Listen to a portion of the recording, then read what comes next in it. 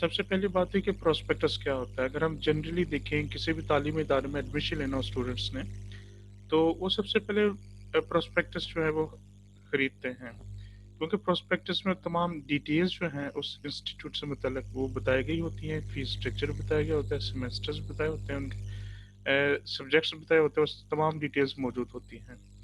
बिल्कुल उसी तरह आप समझ लें कि अगर कोई इन्वेस्टर इन्वेस्टमेंट करना चाहता है किसी कंपनी में, उसके लिए ज़रूरी है कि उसको कंपनी की डिटेल्स का पता हो, कंपनी के अकाउंट्स का पता हो, कंपनी की हिस्ट्री का पता हो। तो इस हवाले से जो कंपनीज शेयर्स इशू करती हैं पब्लिक के लिए, पब्लिक कंपनीज, वो आमतौर पे प्रोस्पेक्टस भी इशू करती हैं।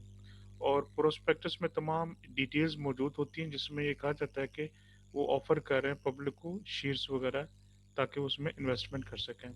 और इसी तरह उसमें स्टॉक्स की डिटेल्स हो सकती हैं, बॉन्ड्स की डिटेल्स हो सकती हैं, और म्यूचुअल फंड्स वगैरह की डिटेल्स जो हैं वो प्रोस्पेक्टस में हो सकती हैं। अगर हम किसी कंपनी के हवाले से जिक्र करें तो उसमें तमाम इन्वेस्टमेंट से मुतल्लिक किसी शेयर होल्डर के लिए तमाम इंफॉर्मेशन मौजूद होगी। अब जैसा कि उसमें कंपनी की समरी बयान की गई होगी, कंपनी जो स्टॉक इशू कर रही है उसके बारे में डिटेल्स होगी, शेयर के नंबर्स होंगे, और जो भी सिक्योरिटीज हैं शेयर्स के अलावा, क्योंकि कोई भी कंपनी शेयर्स भी इशू कर सकती है और डिबेंचर्स भी इशू कर सकती है। और यहाँ पे जो लिखे ना पब्लिक और प्राइवेट, ये जनरली यूनाइटेड स्टेट्स के कॉन्सेप्ट हैं, लेकिन पाकिस्तान में सिर्फ पब्लिक कंपनी जो है वही प्रोस्पेक्टस इशू कर सकती है। यहाँ पे ये डिफरेंस जो है ये आपको माइंड में रखना होगा। और कंपनी के जो प्रिंसिपल ऑफिसर्स हैं, कंपनी के जो बैंकर्स हैं, उन तमाम की डिटेल जो होती है आमतौर पर प्रोस्पेक्टस में मौजूद होती है। अगर हम पाकिस्तान के लॉ के हवाले से देखें तो कंपनीज एक्ट 2017 में पार्ट 5 है, जो प्रोस्पेक्टस और अलॉटमेंट और issue and transfer of shares को डील करता है। उसमें सेक्शन 57 है, जिसमें प्रोस्पेक्टस के बारे में डिटेल्स बताई गई हैं, और इसमें क्लियर मैनर में ये बता दिया गया है कि जब तक प्रोस्पेक्टस पे कंपनी के जो स्टेक होल्डर्स हैं, कंपनी के जो शेयर होल्डर्स हैं, कंपनी के जो ऑफिसर्स हैं, उन तमाम लोगों के जब तक सिग्नेचर नहीं होंगे, डायरेक्टर के सिग्नेचर नहीं होंगे, और वो सिग्नेचर करके रजिस्ट्रार को सबमिट नहीं करवाएंगे प्रोस्पेक्टस की कॉपी, तब तक ऐसा प्रोस्पेक्टस जो है वो पब्लिक के लिए इशू नहीं किया जा सकता। लिहाजा ये रिस्ट्रिक्शन है कि प्रोस्पेक्टस जनरल पब्लिक को इशू करने से पहले उस पे तमाम ऑफिशियल्स के ऑफिसर्स के सिग्नेचर्स होने चाहिए, और वो कॉपी रजिस्ट्रार के ऑफिस में बाकायदा तौर पे सबमिट की गई हो। सेकंड है सब, सेक्शन 2 में ये कहा गया है कि अगर इसमें कॉन्ट्रावेंशन होती है, यानी कोई कंपनी वायलेशन करती है लॉ की, तो उसमें फिर उन्हें पेनल्टी पे करना पड़ सकती है। और वो जो पेनल्टी है that is according to level 2। तो लेवल 2 के मुताबिक जो है उन्हें पेनल्टी पे करना पड़ेगी। इसके बाद है classes and kinds of share capital. जितनी भी क्लासेस ऑफ शेयर्स हैं, या उसके काइंड्स हैं या टाइप्स हैं शेयर्स की, वो तमाम प्रोवाइड की गई है मेमोरेंडम और आर्टिकल्स में। और प्रोस्पेक्टस में जो है वो उसका जिक्र मौजूद होता है, बताया जाता है कि ये शेयर्स जो है वो कंपनी ऑफर कर रही है। तो इनकी काइंड्स और इनकी जो डिफरेंट टाइप्स हैं वो मेमोरेंडम और ख़ास तौर पे आर्टिकल्स ऑफ एसोसिएशन में जो है वो डिटेल में बताई जाती है।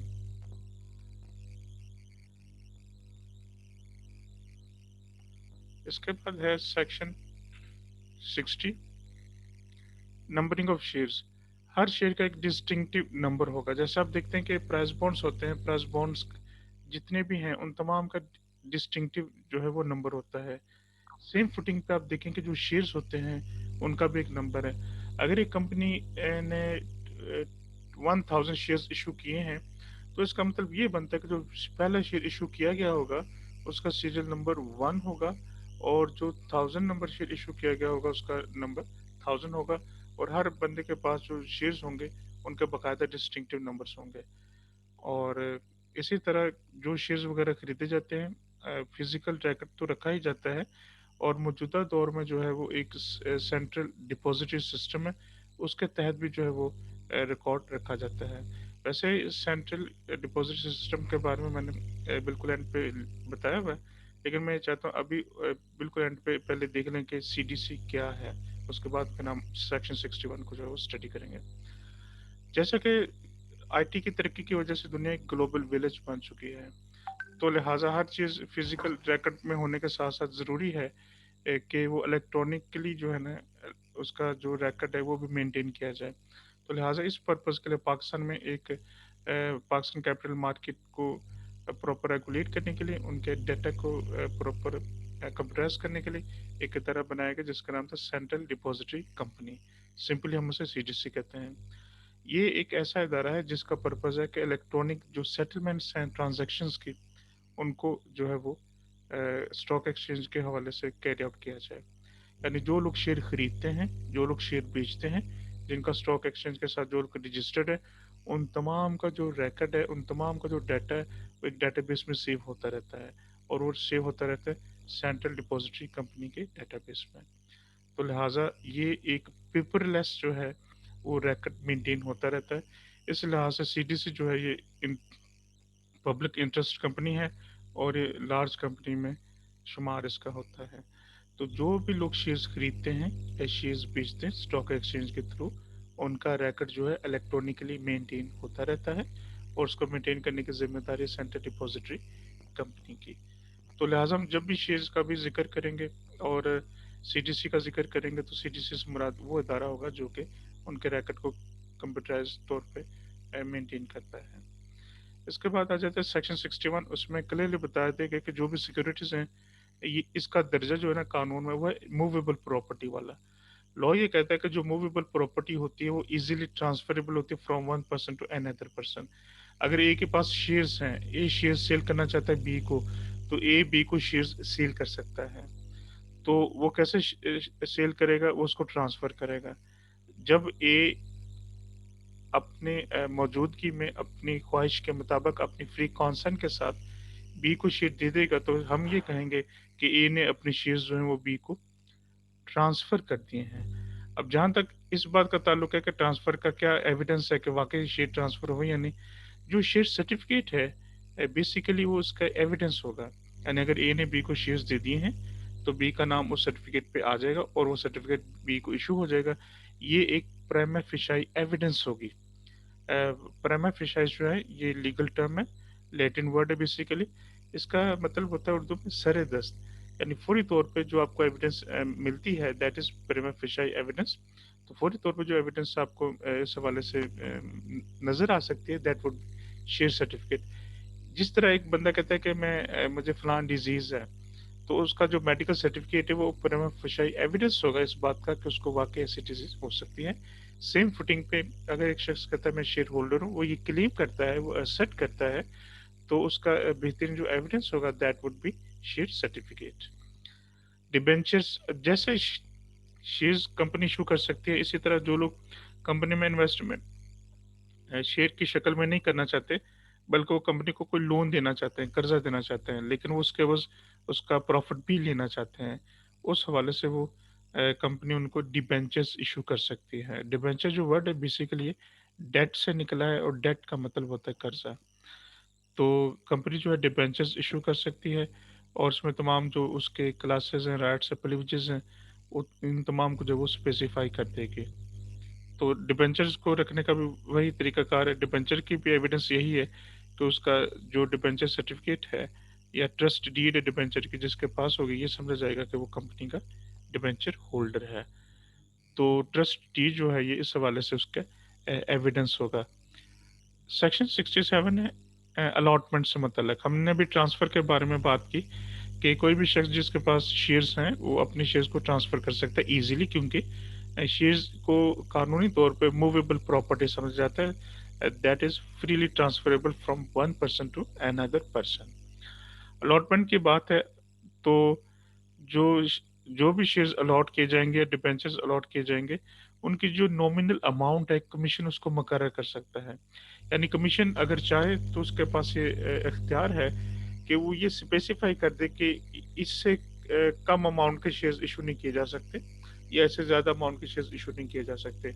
अगर कमीशन ये समझता है in the interest of the public, तो ऐसी रिस्ट्रिक्शन वो लगा सकता है, वो स्पेसिफाई कर सकता है फ्रॉम टाइम टू टाइम, कि कम से कम जो है वो इतने शेयर्स खरीदे जा सकते हैं।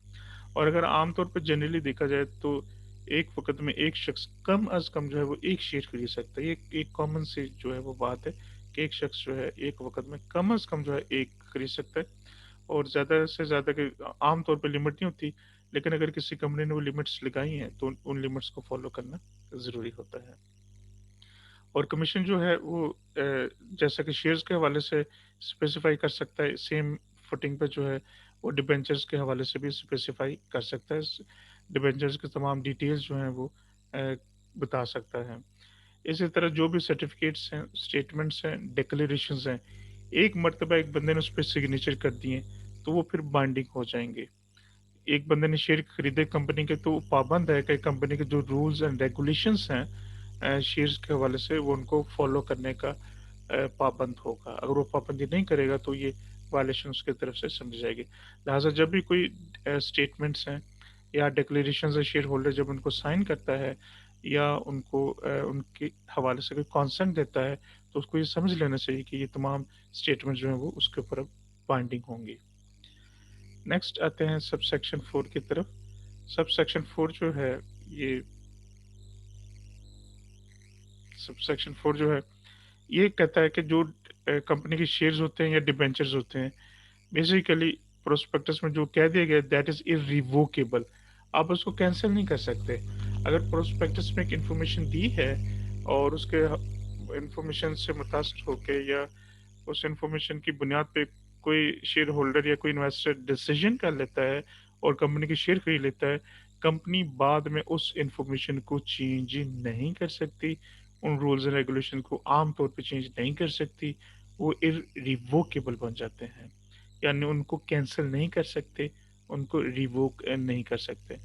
लेकिन अगर कोई कंपनी कंट्रावेंशन करती है, जो ऊपर हमने डिस्कस किए हैं अलॉटमेंट से मुताल्लिक मामला, तो उस सूरत में उनको पेनल्टी पे करना पड़ सकती है। ये बताता है सबसेक्शन 5।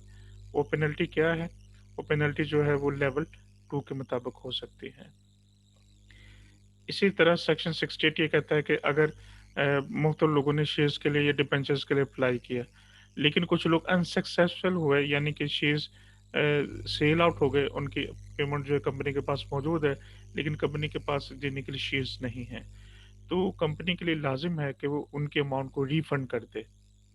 वो उस टाइम के अंदर रिफंड कर दे जो टाइम स्पेसिफाई कर दिए गए।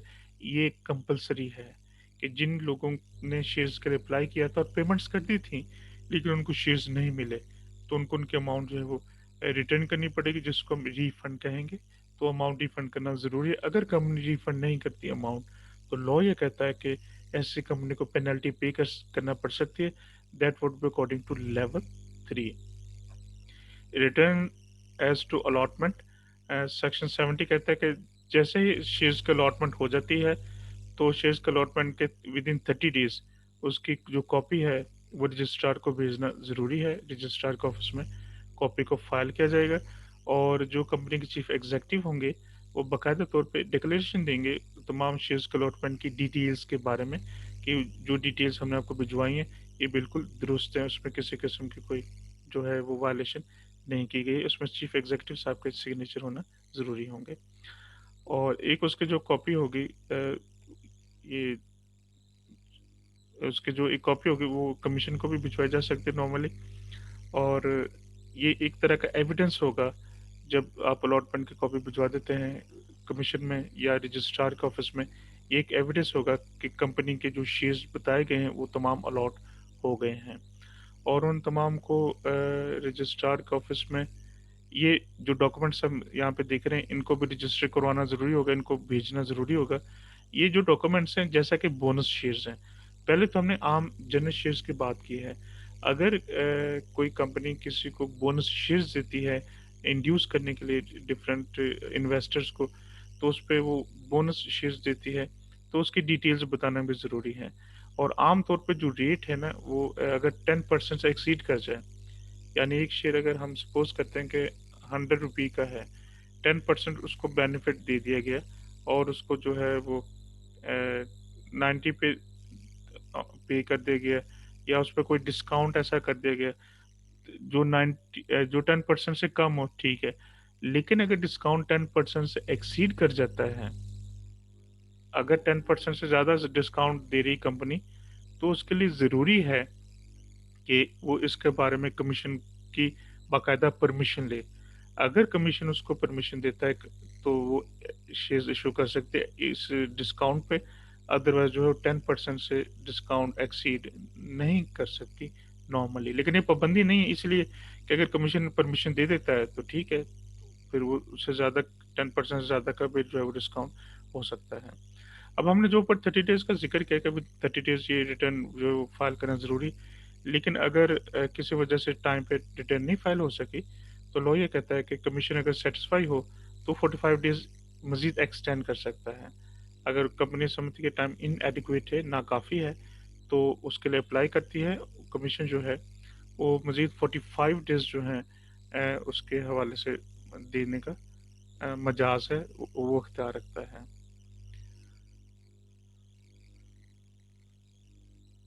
और दूसरी बात ये सब सेक्शन 3 में की गई इम्पोर्टेंट बात वो ये कि जिन लोगों का जिन्होंने कंपनी की फॉर्मेशन में पार्टिसिपेट किया, जो कंपनी के प्रोमोटर्स हैं और उन्होंने शुरू में शेयर खरीदने का जो है वो इकरार कर लिया था, उन्होंने कॉन्सेंट दे दी थी और मेमोरेंडम में उनका जिक्र है कि इन लोगों ने इतने शेयर्स खरीदे, उनके हवाले से अलॉटमेंट की इंफॉर्मेशन कमीशन को देना ज़रूरी नहीं है, क्योंकि उनको तो ऑलरेडी शेयर्स जो हैं वो अलॉट हो चुके हैं, उनको शेयर्स ऑलरेडी मिल चुके हैं, लिहाजा उनकी इंफॉर्मेशन देना ज़रूरी नहीं है अलॉटमेंट की रिटर्न में, क्योंकि वो इंफॉर्मेशन ऑलरेडी मेमोरेंडम में मौजूद है और वो हमेशा मौजूद रहेगी जब तक कि कंपनी अपना बिजनेस करती है।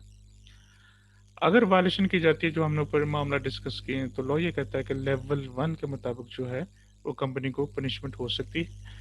और सबसेक्शन 5 में कहा गया है, इसमें एक टर्म यूज़ की म्यूटेटिस म्यूटेंडिस, इसका मतलब ये है कि जो हमने ऊपर मामला डिस्कस किए ये तमाम जो है ना कमो बेश या एज इट इज़ जो हैं ऐसी कंपनीज पे भी नाफिजुल अमल हो सकते हैं जो कि शेड्यूल्ड बैंक्स हैं या फाइनेंशियल इंस्टीट्यूशंस हैं। यानी जो बैंक्स हैं या हैं फाइनेंशियल इंस्टीट्यूशंस हैं या फाइनेंशियल कंपनीज हैं, ये रूल्स उन पे भी एप्लीकेबल होते हैं। अब मेरा एक छोटा सा क्वेश्चन है कि हमने शेयर्स के ट्रांसफ़र का जिक्र किया पहले, इसके बाद हमने अलॉटमेंट का जिक्र किया है। क्या अलॉटमेंट में और ट्रांसफ़र में कोई फ़र्क होता है कि जिसमें अलॉटमेंट का तरीकाकार अलग बताया गया, ट्रांसफ़र का अलग बताया गया? मेरे माइंड में अगर सपोज़ करें कन्फ्यूजन है, जी, आप में से कुछ टोनी कन्फ्यूजन रिमूव कर सकता है प्लीज़? Yes sir. जी, प्लीज़। सर ये जो अलॉटमेंट होती है ये कंपनी जो होती है ये मतलब फर्स्ट टाइम करती है जब शेयर परचेज किया जाता है। ठीक है, तो जो भी उसका मतलब परचेजर होता है उसको अलॉट किया जाता है शेयर। और ठीक जो है। ट्रांसफर होती है वो किसी बंदे ने पहले परचेज किया हो तो वो किसी और बंदे के नाम पे ट्रांसफर करना चाहे तो वो ट्रांसफर कर सकता है। शाबाश, आपने माशाल्लाह बिल्कुल एक्यूरेट आंसर दिया है, शाबाश, एक्सीलेंट।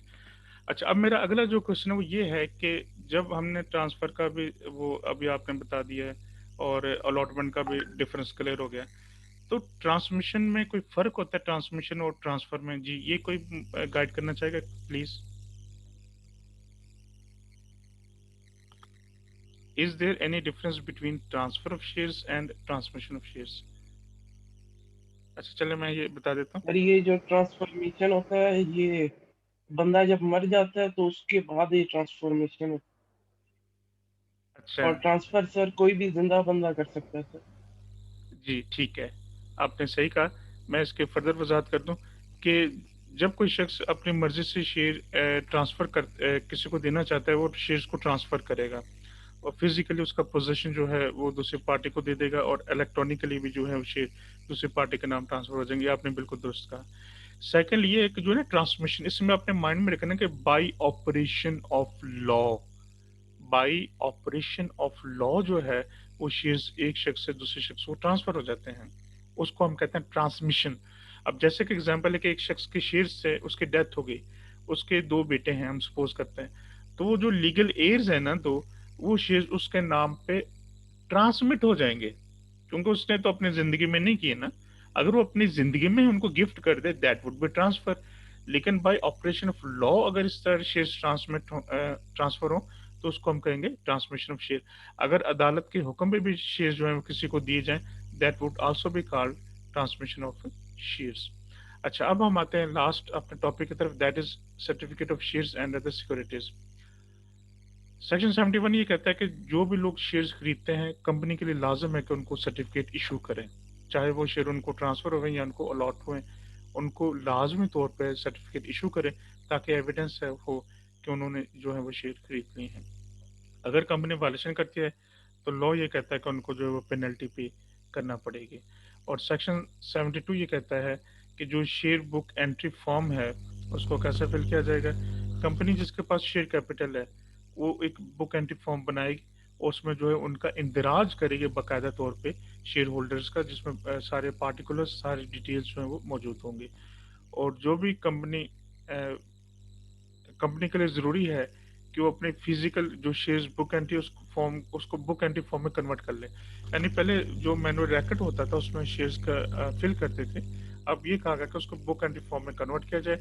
और इसके बाद एक और बात आप सुन लें कि ये जो डाटा है अब ये सीडीसी में भी ऑटोमेटिकली जो है वो चला जाता है। और लॉ ये कहता है कि जिन लोगों ने अभी तक डाटा को कंप्यूटराइज नहीं किया तो उनके लिए ज़रूरी है कि वो 4 साल के अंदर अंदर इस डाटा को जो है वो फिल कर लें, डाटा को कंप्रेस कर लें। यानी डाटा को जो रैकेट रखा जाता है फिजिकली, उसको उसके साथ साथ जो है डाटा को कंप्रेस करना भी ज़रूरी, 4 साल का टाइम दिया है। लेकिन फर्दर ये कहा गया कि अगर कमीशन चाहे तो कमीशन के पास इख्तियार है कि वो जो ये टाइम पीरियड ऊपर हमने मेंशन किया है उसमें मजीद 2 इयर्स का इजाफा कर सकती है, यानी मजीद 2 साल दे सकती है। अगर कोई कंपनी कहती है कि हमने जो है वो रैकेट अभी मेंटेन नहीं किया या हम रैकेट मेंटेन नहीं कर सके, तो ये जो है करना ज़रूरी है। और 2 साल का टाइम पीरियड जो है कमीशन मजीद दे सकता है थ्रू नोटिफिकेशन। सेक्शन 73 कहता है कि इशू ऑफ डुप्लीकेट सर्टिफिकेट्स।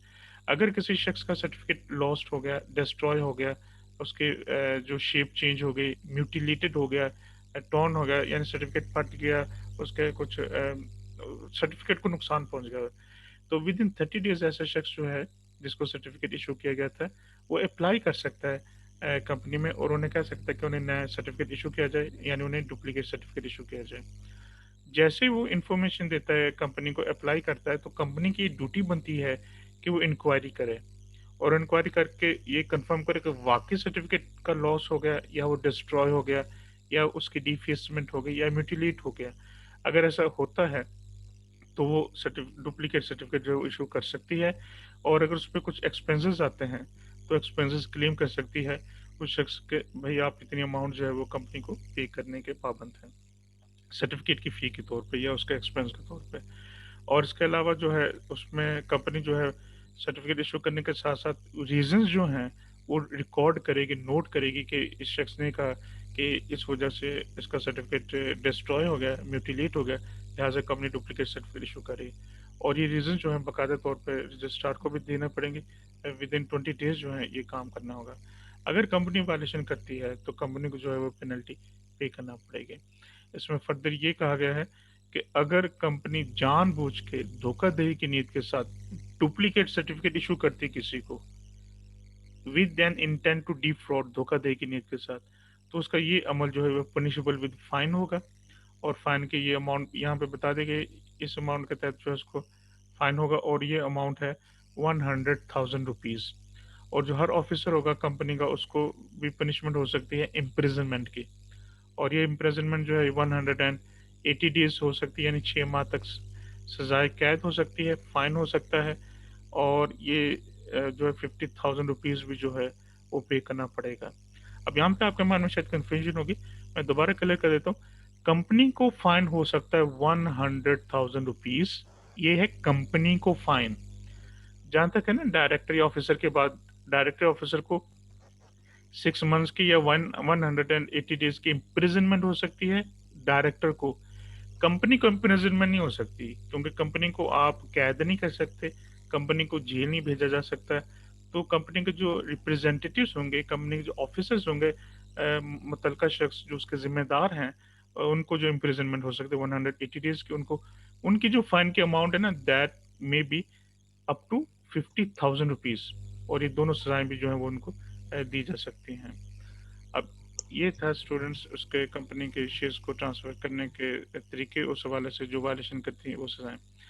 अब इसी तरह जब भी ये मुकम्मल किया जाता है डॉक्यूमेंट, उस पे बाकायदा स्टैम्प्स लगती हैं कंपनी की, और इवन कुछ डॉक्यूमेंट्स बाकायदा स्टैम्प पेपर पे बनते हैं, जिसमें बताया जाता है कि ट्रांसफरर ने ट्रांसफरी को अपने शेयर्स जो हैं वो ट्रांसफ़र कर दिए हैं।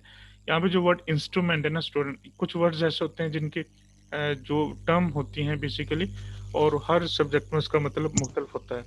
यहाँ पे इसका मतलब है ना, लॉ में इंस्ट्रूमेंट का मतलब है ऐसा लीगल डॉक्यूमेंट जो किसी को कोई राइट कॉन्फर करता है, that would term as instrument. तो इसी तरह आपने शायद नेगोशिएबल इंस्ट्रूमेंट्स भी पढ़े होंगे। जैसा चेक है, चेक एक नेगोशिएबल इंस्ट्रूमेंट है। उसमें इंस्ट्रूमेंट इसलिए कहते हैं कि वो ऐसा लीगल डॉक्यूमेंट होता है जिसके पास वो चेक हो, उसके ऊपर जो अमाउंट लिखी हो, वो चेक कैश करवा सकता है, क्योंकि उसमें राइट जो है वो मेंशन होता है। इसी तरह शेयर्स के हवाले से भी हम उसको इंस्ट्रूमेंट इसलिए कहेंगे कि ये राइट जो है, जिसके पास शेयर्स हैं वो शेयर्स आगे सेल भी कर सकता है। जो आगे सेल करेगा दैट वुड बी ट्रांसफरर, जिसको ट्रांसफर किए जाएंगे वो ट्रांसफर करेगा। ये तमाम डिटेल्स जो हैं ये बाकायदा तौर पे इंस्ट्रूमेंट में मेंशन की जाएंगी, और इंश्योर किया जाएगा कि जो सर्टिफिकेट्स हैं वो उसके ट्रांसफरी को मिल गए। यानी ए ने बी को शेयर अगर सेल कर दिए तो सर्टिफिकेट अब बी के नाम पे होना चाहिए, तो लिहाजा इस बात की श्योरिटी जो है वो कंपनी को देनी पड़ेगी।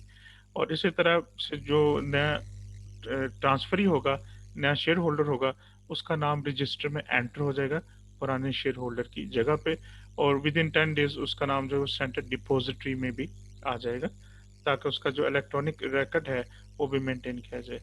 इसके बाद लॉ ये कहता है कि जहाँ पे कोई ट्रांसफर डीड ऐसी थी कि जो डुप्लीकेट दी गई, जिसमें किसी शख्स के शेयर्स का लॉस्ट हो गया था, या डिस्ट्रॉय हो गए थे, म्यूटिलेटेड हो गए थे, तो कंपनी जो है ऐसे शख्स को शेयर ट्रांसफर कर देगी, लेकिन उसे वो तमाम श्योरिटीज लेगी कि उसमें किसी किस्म में कोई वायलेशन का इम्कान ना रहे। और कंपनी जो है उस ऐसे शख्स से इंडेमनिटी जो है वो डिमांड कर सकती है कि अगर आपकी गलत बयानी की वजह से, या आपने जो स्टेटमेंट दी बाद में गलत साबित होती है, कंपनी को लॉस होता है, तो आप उस लॉस को फुलफिल करने के जिम्मेदार होंगे। तो इस तरह की इंडेमनिटी जो है वो ले सकती है कंपनी ऐसे शख्स से। और अगर कंपनी वायलेशन करती है, जैसे के ऊपर हमने ये मामला डिस्कस किए, तो उस सूरत में जो है कंपनी को पेनल्टी पे करना पड़ सकती है, और वो पेनल्टी जो है वो लेवल 2 के मुताबिक होगी। और यहाँ पे ये लास्ट में ये आप देख सकते हैं लिखा हुआ है, transmitted by operation of law. जैसा कि मैंने आपको कहा था कि ऑपरेशन ऑफ लॉ के जरिए शेयर जो है वो ट्रांसफर नहीं होते बल्कि ट्रांसमिट होते हैं।